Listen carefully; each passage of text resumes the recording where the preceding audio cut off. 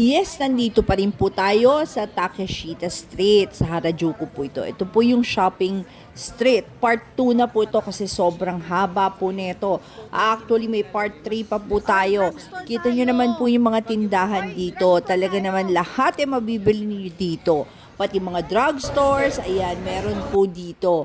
May mga coffee shop din dito na may mga aso, ayan, nakakaaliw. May mga baboy din, abay, para po akong nasa Manila Zoo. Ay, mali po pala. Ay, nasa Tokyo Zoo po pala tayo. Aha! Mga baboy po yung kanina. Eto naman po yung mga aso. Talagang nakakaaliw. Kung ano-ano po talaga ang naiisip ng mga Japanese na pwedeng makahatak ng mga turista. At talaga naman maraming natutuwa sa mga ganitong style nila. Eto po, Samoyed naman ito.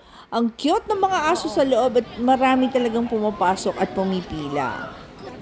Pass muna ang lola nyo dyan dahil wala naman po akong pangbayad. What? Kung marami naman po akong husky sa bahay, doon ko na lang po lalaruin yung mga aso ko.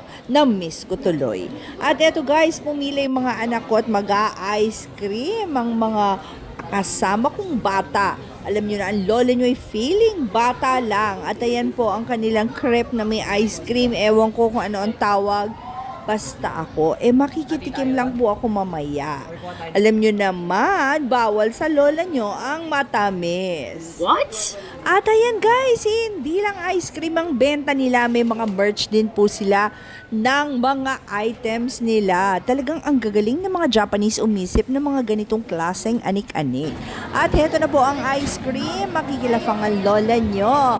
Pero bawal po ako nito, kaya tikim-tikim lang. At ayan, lakad pa po tayo at tingnan natin kung ano pa ang meron dito sa dulo ng street na to. Actually guys, tourist spot po ito, kaya maghanda na po kayo ng pera at dahil matutokso kayo sa dami ng mga items nila.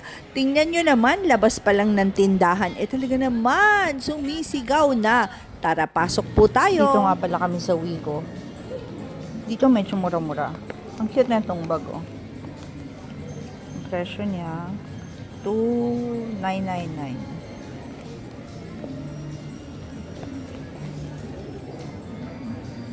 $2,999.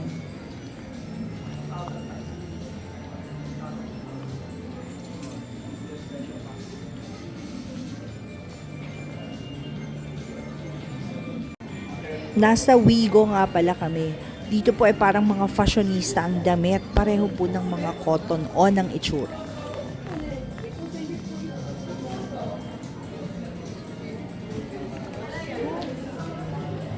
Ang gaganda at saka talagang mga uso yung mga bags nila.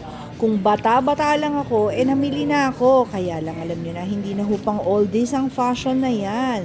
Ang cute ng mga bags nila. Bagay na bagay sa mga teenagers. At wow, nakakaaliw, 10% off.